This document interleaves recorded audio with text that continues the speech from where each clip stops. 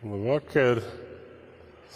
Esiet sveicināti šeit, Baltazara baznīcā, trešdienas vakarā, mūsu nedēļas vidus dievkalpojums, pēdējais pirms adventa laika, jo jau ar nākamo, ar šo svētdienu sākas gaidīšanas laiks.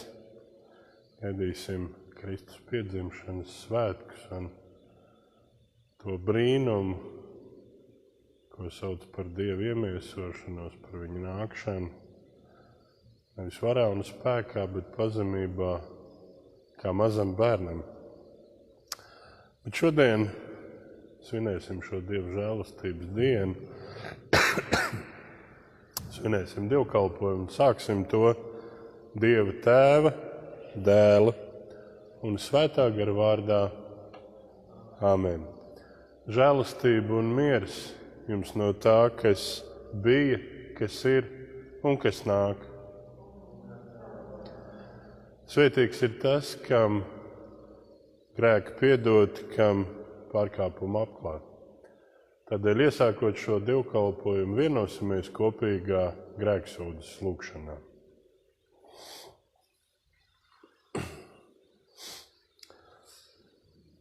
Lūgsim.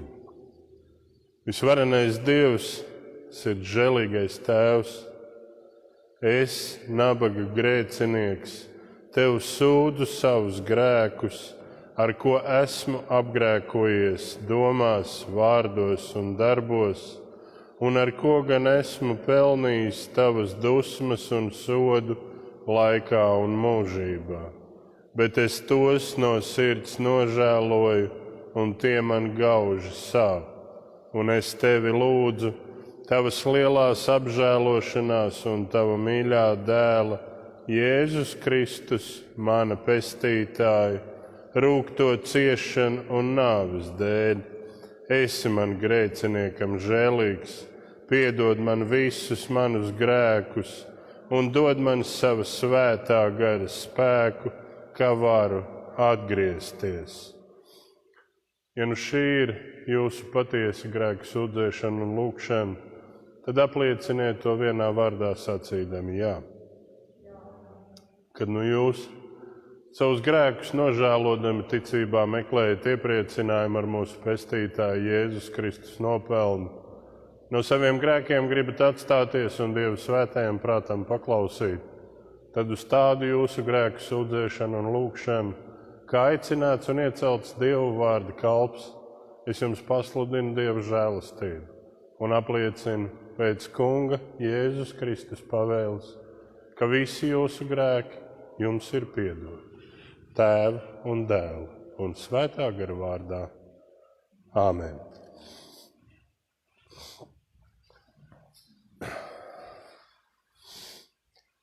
Tā saka tas Kungs.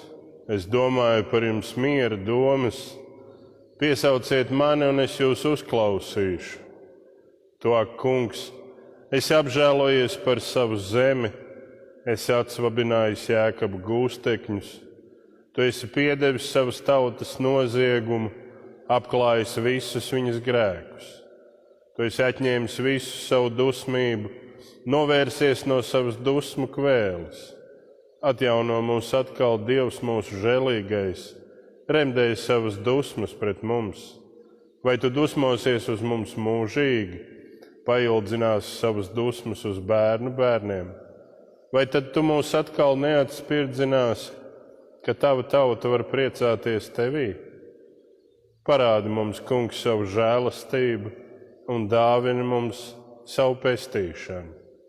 Gods lai ir Tēvam un Dēlam un Svētajam garam, kā bija sākumā, tā tagad un vienmēr, un mūžīgi mūžos. Āmen. Tā saka tas Kungs. Es domāju par jums miera domas, piesauciet mani, un es jūs uzklausīšu. Kyrie eleison. Kungs, apžēlojies. Kriste eleison. Kristu, apžēlojies. Kyrie eleison. Kungs, apžēlojies par mums. Tas Kungs ar jums. Lūksim. Kungs, modini sev ticīgo prātus, lai tie ar visu dedzību ļaujas tavu dievkalpojumu svētībai un no tavas laipnības jo vairāk saņem labumu. To lūdzam caur mūsu Kungu, Jēzu Kristu, tavu dēlu, kas ar tevi svētā gara vienībā dzīvo un valda, Dievs no mūžības uz mūžību. Āmen. Jūs varat uz mirkli apsēsties. Un šajā vakarā uzklausīsim svēto rakstu lasījumu no apustuļa Pāvila vēstules Efeziešiem 1. nodaļas. Viņš arī izredzēja mūs Kristū pirms pasaules radīšanas, lai mēs būtu svēti un viņa priekšā nevainojami mīlestībā. Pēc savas gribas labprātības viņš jau iepriekš lēmis mūs pieņemt par saviem dēliem caur Jēzu Kristu, par slavu savas godības pilnajai žēlastībai, ar ko viņš apžēlojies par mums savā mīļotajā. Kristū mums ir izpirkšana caur viņa asinīm, pārkāpumu piedošana pēc Dieva bagātīgās žēlastības, ko viņš mums dāsni dāvājis visā gudrībā un izpratnē. Dievs mums darīs zinām savas gribas noslēpumu pēc savas labprātības, ko viņš jau iesākumā bija nolicis Kristū kā nodomu laiku piepildījumam, visu apvienot Kristū, gan to, kas debesīs, gan to, kas virs zemes. Viņā arī mēs pēc Dieva sākotnējā nodoma kļuvām par īpašumu Dievam, kas visas lietas dara pēc savas gribas lēmumu, lai mēs būtu viņa godības slava. Mēs, kas jau iepriekš esam cerējuši uz Kristu. Viņā jūs arī esat dzirdējuši patiesības vārdu, savas pestīšanas evaņģēliju, un viņā jūs, ticēdami evaņģēlijam, esat apzīmogoti ar apsolīto svēto garu, kas ir ķīla tam, ka mēs saņemsim mantojumu un ka viņš mūs ir izpircis sev par īpašumu, lai mēs esam viņa godības slava. Tas ir tā Kunga vārds. Pateicība Dievam. Piecelsimies evaņģēlija lasījumam. Kungs, tavs vārds ir manu kāju spīdeklis un gaišums visos manos ceļos. Kungs, tavs vārds ir manu kāju spīdeklis un gaišums visos manos ceļos. Visi tavi vārdi ir patiesība un gaišums visos manos ceļos. Gods lai ir Tēvam un Dēlam un Svētajam garam. Kungs, tavs vārds ir manu kāju spīdeklis un gaišums visos manos ceļos. Tas Kungs ar jums. Lasījums no mūsu Kunga, Jēzus Kristus evaņģēlija, kā to pierakstījis Lūka 19. nodaļā. Gods tev, Kungs! Ienācis Jērikā, Jēzus devās cauri pilsētai, un redzi, tur bija kāds vīrs vārdā Zakhais, viņš bija virsmuitnieks un bagāts. Viņš pūlējās ieraudzīt Jēzu, kāds viņš ir, bet nevarēja ļaužu pūļu dēļ, jo augumā bija mazs. Paskrējis tālāk uz priekšu, viņš uzkāpa sikomoras kokā, lai viņu ieraudzītu, jo viņam vajadzēja tur iet garām. Kad Jēzus nonāca tajā vietā, paskatījās uz augšu, viņš sacīja tam: Zakhai, kāp steigšus uz zemē, jo man šodien jāpaliek tavā namā. Tas steigšus nokāpa un ar prieku viņu uzņēma. To ieraudzījuši, visi kurnēja teikdami: pie grēcīga vīra viņš apmeties. Bet Zakhais piecēlies sacīja kungam: Redzi, kungs, pusi no savas mantas esmu gatavs atdot nabagiem, un ja esmu no kāda netaisnīga, ko izspiedis, to atdošu 4-kārtīgi. Jēzus viņam sacīja: Šodien šim namam pestīšana ir notikusi, jo arī šis ir Ābrahama dēls. Jo cilvēka dēls ir nācis, lai meklētu un glābtu pazudušo. Tas ir tā kunga evaņģēlijs. Slava tev, Kristu! Lūksim! Nāc svētais gars, piepildi savu ticīgos sirdis un iededz tajās savas mīlestības uguni. Mēs lūdzam tevi, nāc un svētī mūsu savu vārdu patiesībā, jo tavs vārds ir un paliek mūžīga un nemainīga patiesība. Āmen. Lūdzu, sēdieties.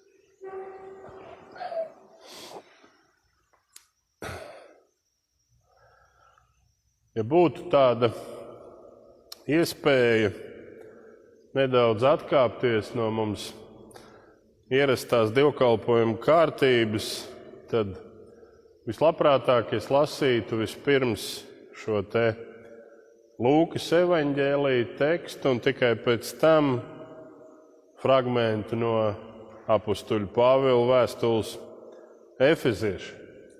Kāpēc? To es paskaidrošu nedaudz vēlāk. Evaņģēlists Lūka stāsta kāda cilvēka atgriešanās stāstu. Kā jau daudziem, pieļauju arī kādam no mums, tikšanās ar Jēzu šis stāsts ir pilns ar visnegaidītākajiem pavērsieniem, ar visnegaidītākajām pārmaiņām. Un Zakhai, vai kā mēs no vecā tulkojuma viņu zinām, Caķeja, stāstā šo negaidīto pārvērsienu un pārsteidzošo notikumu patiesi netrūkst. Kaut vai tas, ka Zakhais, vīrs, kas ir jau sasniedzis kādu zināmu stāvokli savās aprindās, iespējams, ka nav nemaz vairs arī gados jauns puika, vienkārši kāpj sikamoras kokā kā tāds mazs puišelis tikai tāpēc, lai redzētu Jēzu, lai redzētu, kāds viņš ir, kā viņš izskatās. Un šķiet, ka viņš nemaz nedomā par to, kas varētu notikt tālāk, jo citi viņu noteikti taču vēro, citi skatās uz viņu. Ieraudzīs tu to Jēzu no koka, nokāps lejā, un ko tu teiksi tiem, kas skatīsies uz tevi ar pārmetumu? Kā tu taisnosies, kā tu stāstīsi, kāpēc tu to darīji? Varbūt tu lielīsies ar to, ka, redz, es uzkāpu kokā un skatījos, kur viņš ir.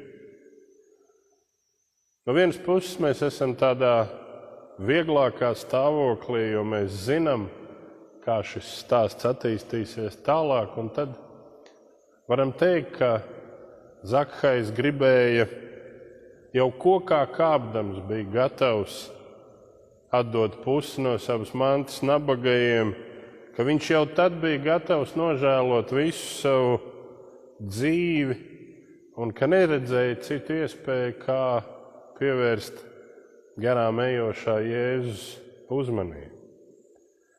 Man gan šķiet, ka tā bija gluži vienkārša ziņkārība, gluži vienkārši vēlēšanās nepalaist garām kādu interesantu notikumu, kaut ko, kas ir ārpus tik ļoti pierastās dienas rutīnas. Bet šis pasākums ar kāpšanu kokā ir tikai sākums. Šķiet, Zakhais pat īsti nav attapies no Jēzus skatiena, no tā, ka tiek uzrunāts, un Jēzus jau kopā ar saviem mācekļiem ir viņa namā. Grēcinieka namā, kā to saka, ārpusē palikušie.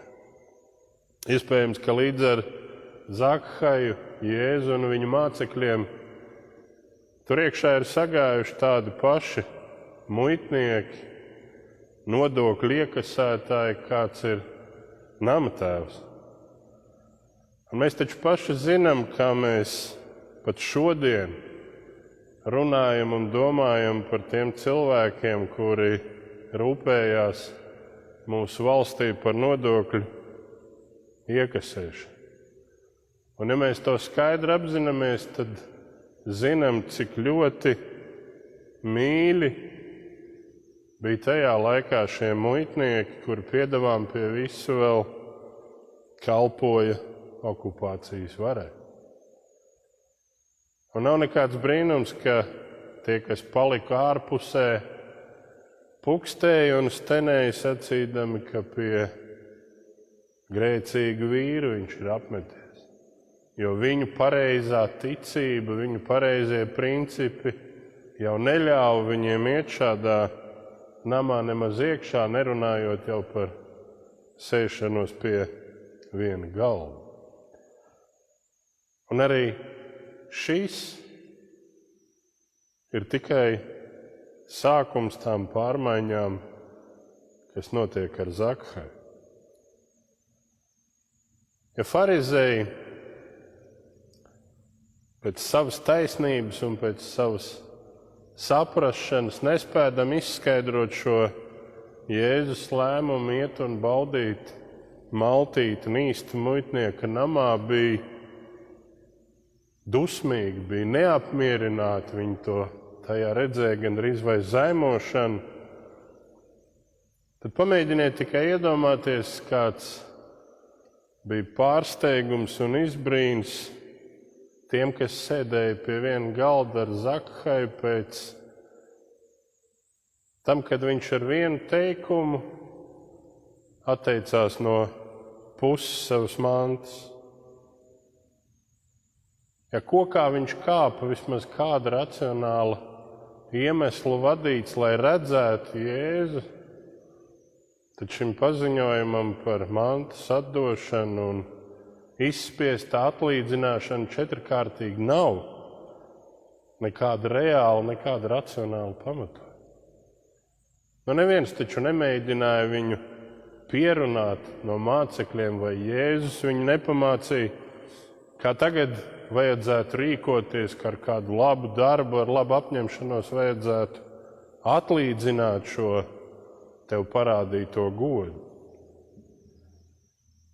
Šie vārdi, ko Zakhajs pateica, un šis lēmums nebija ikdienišķs un vienkārši, kādus mēs pieņemam un izsakam katru dienu. Tas bija kā pērkona grāviens no skaidrām debesīm. Jo cilvēks, kuram bija savs status, savs stāvoklis, varbūt zināmās aprindās tikai pēkšņi ar vienu teikumu atsakās no visa.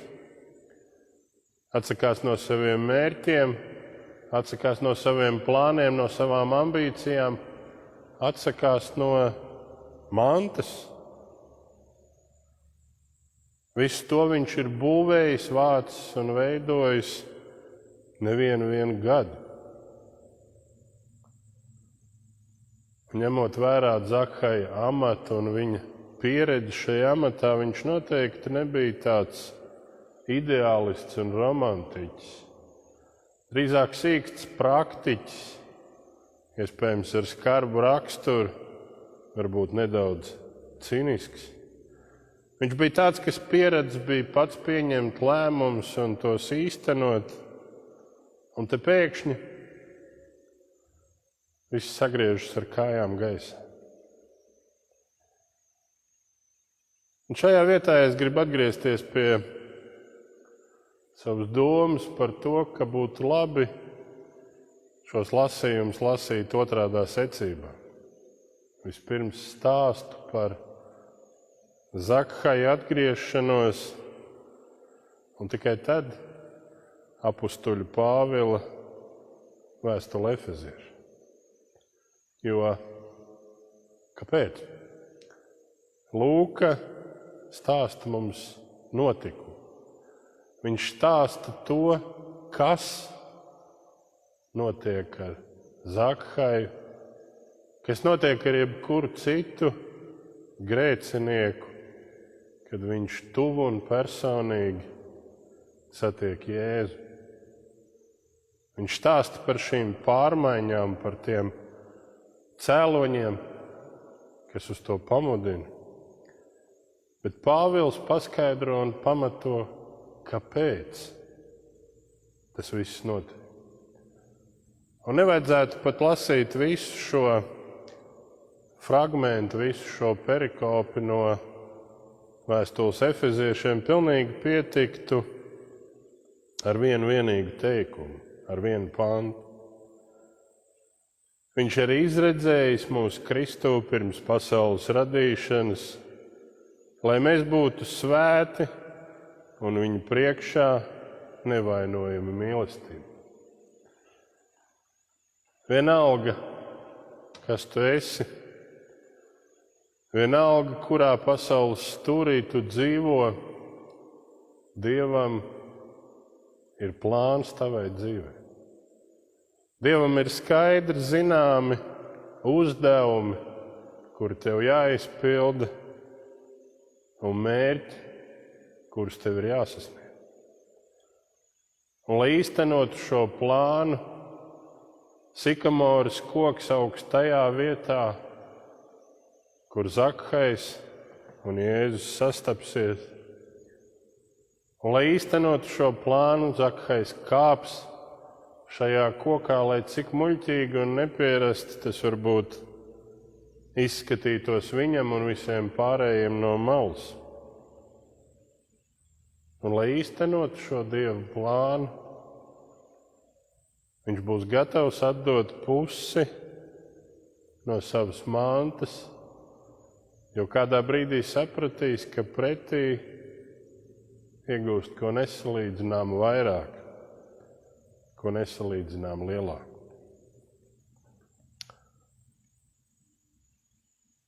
Jēzus saka, jo cilvēka dēls ir nācis, lai glābtu un meklētu pazudušo. Pazudušo Zakhaju, pazudušo Jāni, Pēteri, Annu, Ievu, Juri. Dieva dēls ir nācis, lai apsēstos pie viena galda ar katru no grēciniekiem, ar mani, ar tevi. Vēl vairāk. Viņš ir atnācis nevis vienkārši, lai parunātu ar mums, lai piepildītu Dieva plānu. Viņš ir nācis, lai mirtu pie krusta. Un mēs, sakot apustuļa Pāvila vārdiem, esam viņa godības slava. Dievam ir plāns manā dzīvē. Dievam ir plāns tavā dzīvē. Man šķiet, ka viss būtiskākais ir ticēt, ka šis plāns ir tev par svētību un ļauties tam. Uz to, lai arī Dievs mūs katru svētī. Āmen.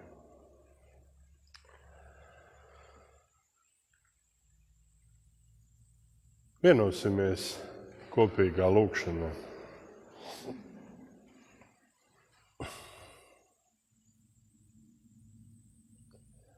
Tev vienam, Kungs, pienāks viss gods, visa slava un visa pateicība. Mēs tik bieži neredzam vai neieraugam šos tavus pieskārienus, šo tavu klātbūtni, šo tavu apsardzību. Mums šķiet, ka lietas notiek, kā mēs paši esam paredzējuši. Bet tas viss ir tikai un vienīgi no tavas žēlastības.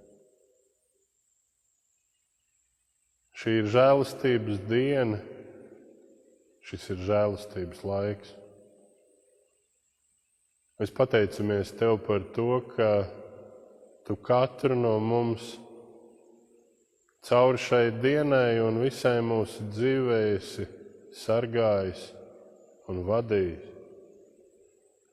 Mēs pateicamies Tev par šo iespēju brīvi un netraucēti sludināt Tavu evaņģēliju, piedalīties dievkalpojumā un saņemt grēku piedošanu un Tava dēla, Jēzus Kristus miesas un asins sakramentu. Mēs pateicamies Tev par to draudzi, kurai piederam, un lūdzam, Kungs, svētī mūsu kalpošanu. Svētī mūsu kalpošanas tad, ja tās nāk no Tevis, ja tās ir Tev pa prātu. Mēs lūdzam Tevi, Kungs, par mūsu draudzes mācītājiem Ivaru un Jāni, par viņu ģimenēm. Mēs lūdzam par mūsu draudzes pārvaldes komitejas vadītāju Artūru un viņa ģimeni, par draudzes pārvaldes komiteju un visiem tiem cilvēkiem, kas šajā draudzē un visā Latvijas evaņģēliskajā luteriskajā baznīcā kalpo Tev un savam tuvākajam. Mēs lūdzam, Kungs, svētī mūsu kalpošanu Baltazara baznīcā un visā Ādažu novadā. Svētī mūsu kalpošanu Cernikavas laivu mājā un visā Cernikavas novadā. Svētī šo novadu ļaudis. Šajā laikā mēs īpaši lūdzam Tevi par visām skolām un pirmsskolas mācību iestādēm, par visiem, kas tur mācās un māca, par bērniem, par viņu ģimenēm, par vecākiem, par skolotājiem, skolu administrācijām. Es līdzās. Dod spēku, Kungs, izturēt un pastāvēt. Mēs lūdzam un saucam uz Tevi, Kungs, apžēlojies. Mēs nākam Tavā priekšā, Kungs, ar aizlūgšanām par mūsu brāļiem un māsām, kur ir slimības skarti, kuri jūtas vientuļi, kur cīnās ar kādām atkarībām, kur ir izmisumā un pārbaudījumos. Mēs lūdzam Tevi par Raivo dziedināšanu. Mēs lūdzam par mūsu ērģelnieces Līgas pilnīgu atveseļošanos. Mēs lūdzam par mammas un vecmāmiņas Benitas dziedināšanu. Mēs pateicamies Tev, Kungs, par Ulda operāciju veiksmīgo. Mēs liekam Tavās rokās arī mūsu brāli Gunteru un lūdzam pēc gudrības ārstiem atrast un noteikt īsto diagnozi. Šodien mēs gribam pieminēt Tavā priekšā mūžībā aizsaukto Jāni Umeru. Es, Kungs, viņam žēlīgs. Neuzlūko viņu pēc viņa darbiem un grēkiem, bet skaties uz viņu caur Jēzus Kristus mīlestību un piedošanu. Es viņam žēlīgs un pieņem viņa dvēseli savos debesu mājokļos. Dod mieru un spēku ģimenei un tuviniekiem. Visiem tiem, kuriem Jānis bija tuvs un mīļš. Mēs lūdzam un saucam uz Tevi, Kungs, apžēlojies. Mēs lūdzam Tevi, Kungs, par tiem, kuri šajā laikā jūtas nedroši, kuri nezin, kā nopelnīt iztiku, kā pabarot bērnus, par tiem, kuri šīs pandēmijas dēļ ir zaudējuši darbu. Mēs lūdzam, Kungs, dod gudrību tiem, kuriem ir jāpieņem lēmumi, lai tie būtu par celsmi un svētību mūsu tautai. Mēs lūdzam Tevi par visu latviešu tautu, par šo zemi, kurā mēs mītam, kur Tu, Kungs, mums esi devis. Svētī un sargi, lai vēl pēc daudziem gadiem mēs varētu šeit sanākt kopā un savā dzimtajā valodā teikt un slavēt Tavu vārdu. Mēs lūdzam par visām Latvijas ģimenēm, par tādām ģimenēm, kādas Tu, Kungs, esi noteicis. Mēs lūdzam, Kungs, svētī. Svētī un stiprini, ka latviešu ģimenēs dzimtu bērni un ka šai tautai būtu nākotne.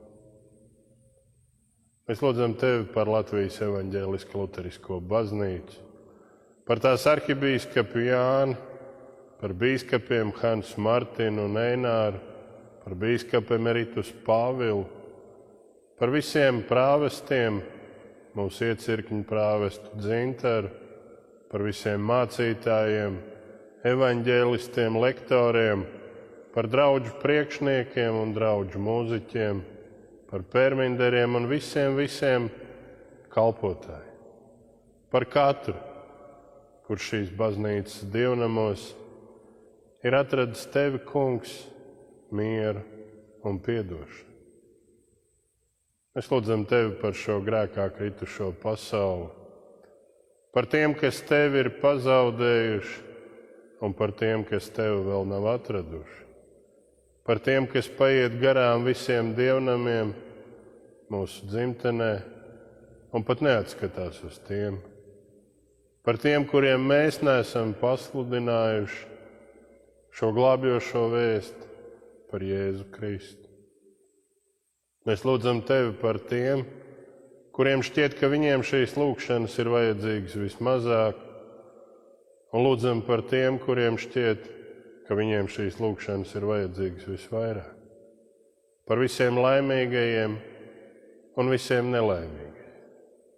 Katrs par sevi, par savu grēku piedošanu un par savu vietu debesu valstību. To visu mēs lūdzam Svētā gara spēkā ar to vienu lūgšanu, ko mums ir mācījis Tavs dēls. Mūsu Tēvs debesīs, svētīts lai top Tavs vārds, lai nāk Tava valstība, Tavs prāts, lai notiek kā debesīs, tā arī virs zemes. Mūsu dienišķo maizi dod mums šodien, un piedod mums mūsu parādus, kā arī mēs piedodam saviem parādniekiem, un neieved mūsu kārdināšanā, bet atpestī mūs no ļaunā, jo Tev pieder valstība, spēks un gods mūžīgi mūžos. Āmen. Ar šo mirkli arī noslēdzas šī tiešraide. Paldies jums, mīļie, kas sekojāt šim dievkalpojumam. Nākamais dievkalpojums būs un arī tiešraide šo svētdienu, 11. Un ar šo svētdienu, ar pirmo adventu svētdienu kalpošanā atgriežas arī mūsu mācītājs Ivars. Paldies jums par to, ka bijām kopā, ka varējām svinēt šo dievkalpojumu. Un lai jūs bagātīgi svētī visvarenais un mūžīgais Dievs, Tēvs, Dēls un Svētais Gars. Āmen.